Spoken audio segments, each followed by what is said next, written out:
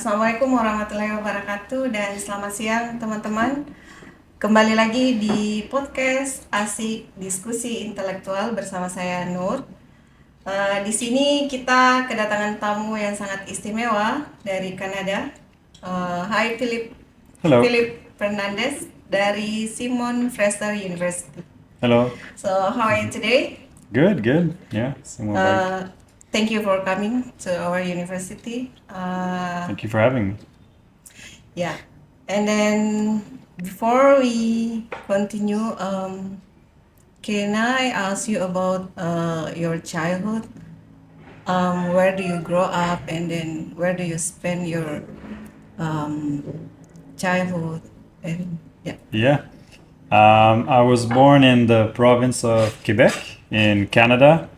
I grew up speaking French, and I loved playing outside in the forest with insects and ants. And I went to a university in Montreal, McGill University. And I really developed my passion for biology.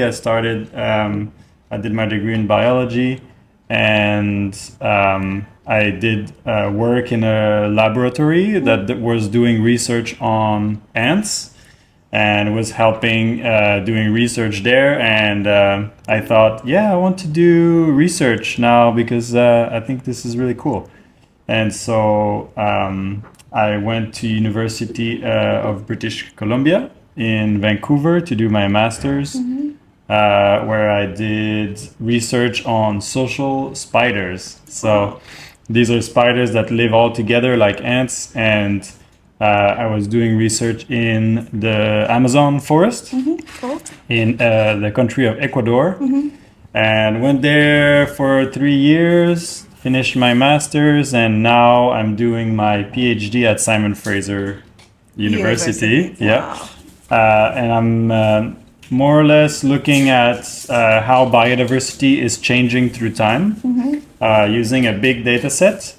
And so a couple chapters of my thesis are on this, and now I'm also focusing on coral and fish diversity here in Raja Ampat, and that's part of my PhD. Wow, cool, amazing. So you're from forest to the ocean. Yes. So spider in the land and then spider in the ocean. Yeah. So wow, cool.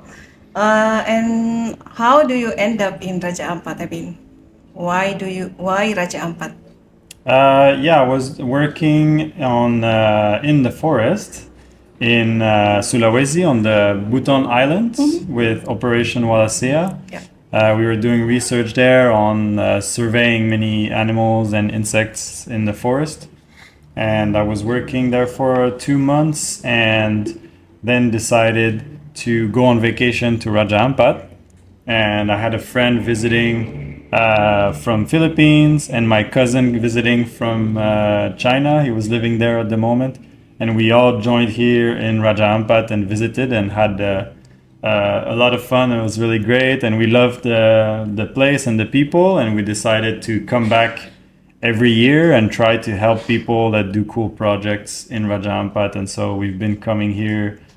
This year is the 5th time that I come to Raja Ampat, and now I'm doing research this time. Yeah. Wow. So it's not your first time in Raja? No, already 5. But it's your first time in our university. Yeah. First time visiting UNAMIN. Yeah. Okay. So a couple days ago we discussed about R and R studio. What do you think? I mean, how important statistic and R are as a tools in our background as a like ecological or economic? Yeah, I think R is a really useful tool. I think for many first level statistical analysis, many things can be done in Excel or other software, but many of it can be done in R. And with R, you can really access all kinds of different statistical tools that are not available in other software, that are developed by really smart people. And so for any analysis that's a little bit more complex, R and R Studio, to use the program, are really, really powerful and useful tools to do really complex statistical analysis. But once you understand the language and the logic of the program, it's fairly easy to use. Yeah. So maybe do you have advice for us, like people who are beginning or very basic in art studio, what we should learn first? Should we have to take statistic course, after that move to art studio, or we can do it together? Yeah, it's a good question. I think learning about statistics a little bit before would be useful. But R is a good way to really use the statistics that you learn about. So many people will develop a course that is statistics with practical activities with R. So if you learn about linear regression, you learn about it in the classroom, and then you make one in R. And so that becomes a really good way to learn, because you learn the theory, and then immediately after you actually apply it in the program. And then so at the same time would be a useful tool for sure to learn, because it's not just theory that you forget about after. You can actually try it for real in the program. Yeah. Okay. Okay, Bill, thank you. It's like need some time to do that, but in our campus we have 17 faculty, and it's from science and social science. Do you think are also useful for social science, or? Yeah, I think many people in social sciences, human sciences use R for their analysis, for sure.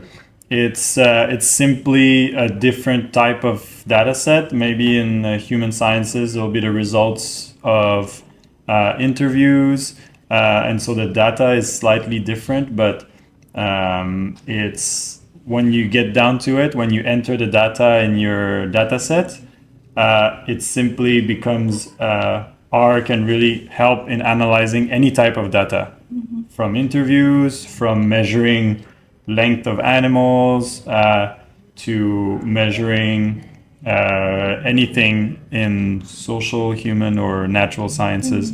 And so many departments back home, including mine of biology, but also psychology, in my university, they use it for all their analysis. Yeah. Wow, cool. So R Studio is a powerful software to do analysis, isn't it? Yeah. And then okay, so we discussed about all about the statistic. Then so how is I mean, we would like to know more about your project here in Raja Ampat. Does it really amaze for you? And then do you think we can have a collaboration for the future with our university and your uni, maybe? So right now what I'm doing is I'm collecting data on the diversity of coral and the diversity of fish in the same coral reef. And so what we're going to look at is when you think about the diversity of coral, we assume, probably we would be right, that if there's higher diversity of coral, there's higher diversity of fish. But what is diversity? Is it just the number of species that you see? Or what we're going to look into as well is different types of biodiversity. So you can count the number of species, But another way to measure biodiversity is to count the number of functions in the ecosystem. So that's called functional diversity. And if you have, for example, corals that in one coral reef consist of many different types of coral, you have branching, encrusting, also table, that will have a high functional diversity. Whereas if you have a coral reef that has, let's say, only encrusting coral, it will have the similar number of species, but it will have lower functional diversity. So there's some things we can kind of decipher by looking at the diversity and the different types of diversity. And we're going to look into as well phylogenetic diversity. And so you can really, if you identify the species of coral, you can draw the evolutionary relationship. And if all the species are closely related evolutionarily, phylogenetic diversity will be low.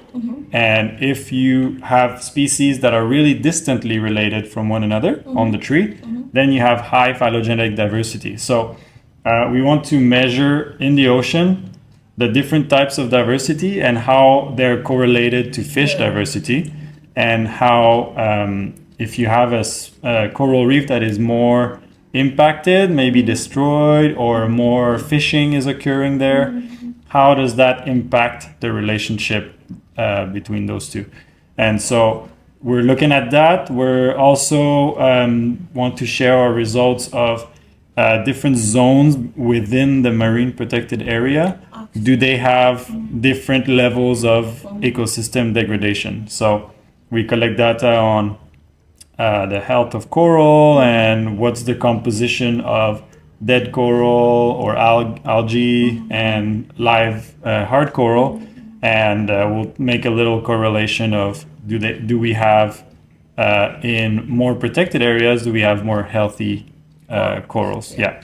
So that's kind of the scope of the whole project. And right now we're collaborating with Universitas Papua in Manokwari. I just come back from here right now. And so we have an understanding with them. We do collaboration with them on this project. For the future, if we develop new projects, there's always the possibility with me or with other universities to develop a collaboration with this university, UNAMIN. But for the moment, for this project, we already have a collaboration, and there's always a possibility in the future, but who knows? Yeah, it's just a starting point for exactly. us. Wow, it's a lot of work. Biology and diversity. Yeah. And how do you see biodiversity in Papua and Raja Ampat? Do you see increase or decrease? I mean, based on your experience, you say that you are coming to Raja Ampat a couple of times. Well, I don't know exactly because I haven't really come here before collecting data. This is my first time. So I only have one data point, So in the past, I didn't really know the species of fish, what they were, the species of coral. And right now I am learning about them. So I wouldn't be able to tell you. I think it's doing really well. The protected area is doing its job. And the diversity of coral is really high in some places, a bit lower in others, but overall Raja Ampat has obviously incredible diversity of both, and it's great. Sometimes it makes me really confused, and I really have to work hard to count all the species of fish because there's too many. But that's good. That's a good thing. Have you dived in another site in Indonesia, another places in Indonesia? In Komodo, in North Sulawesi, around Manado, Bunaken, and I think that's it.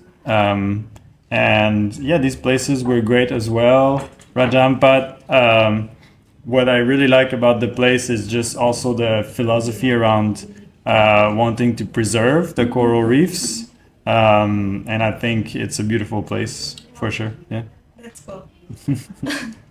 So, well, we are waiting for your result. It's like Yeah. a really interesting topic. Thank you. And yeah, it's really interesting if we talk about Raja Ampat. But many people in Sorong doesn't know how important Raja Ampat actually. So maybe here with our friend, maybe you tell us how important actually Raja Ampat for the world. Yeah. We speak about world because many foreigner in every country come to Raja Ampat and spend their time, their holiday in Raja Ampat. But unfortunately, people in Sorong doesn't really know about Raja Ampat. Right. I think what the world is really realizing more and more is that coral reefs are really important everywhere in the world. And they're one of the most endangered ecosystems in the world because they face so many threats and problems that are coming from very different directions. So you have the big glooming long-term threat of climate change, and that puts a big stress and threat on coral reefs. And meanwhile, we're slowly discovering that coral reefs, they have one of the highest diversity. That's why they're called the tropical rainforest of the sea, is because they have, if I'm not mistaken, over 1/3 of all of the marine fish diversity is found in coral reefs. Yep. And Raja Ampat is kind of a good example. Well, it's one of the most diverse places in the world in terms of coral reef diversity, marine life. And it could be really used as an example for the world of how we should protect and value the diversity of coral reefs and protect them so that we can protect the really diverse marine life that lives inside of those. And if you don't think that preserving diversity for its own sake is good enough, well, humans, we depend on coral reefs a lot, right? Because the fish need it and we need fish. And so in terms of our own needs and our own survival, coral reefs are really important for us as a species as well. So it's really important to preserve them. And it just so happens that if you look at the diversity of coral reefs in the world, Raja Ampat, the highest in the world. Wow. Yeah. Wow. Thank you, Philip. So, guys, tadi Philip menjelaskan tentang seberapa penting sebenarnya terumbu karang yang ada di lokasi kita, di daerah kita, terutama di Raja Ampat. Jadi semestinya kita tetap menjaga biodiversitasnya, menjaga lingkungannya agar koral kita atau terumbu karang kita itu tetap terjaga, agar kelangsungan hidup kita tetap terjaga. Manusia juga butuh ikan itu hidupnya di terumbu karang. So it's a message actually. So today we are not only talk about statistic, but we also talk about coral reefs, how important coral reefs in our region. Okay, well, so we hope we meet you in our university, and then if you coming back to Sorong, so we will invite you again, and then we are happy to see your result for your study, and then thank you so much for your time. Thank you very Terima much kasih. terima kasih banyak. Ya, terima Thank you for kasih your time. sudah hadir di podcast asik diskusi intelektual atau PODSDIKIT. Baik, teman-teman, itulah diskusi kita hari ini dengan Philippe Fernandez dari Simon Fraser University. Kami harap itu membawa manfaat untuk kita, jadi jangan malas untuk belajar untuk mahasiswa. untuk tahu lebih banyak, untuk mengulik lagi tentang art, tentang statistik, tentang lingkungan kita, tentang apapun yang kalian minati. Jangan lupa follow seluruh akun UNAMIN official. Saya Nur pamit undur diri. Assalamualaikum warahmatullahi wabarakatuh. And thank you so much, Philip, for your Thank you very time. much. Yeah. Bye. Bye bye.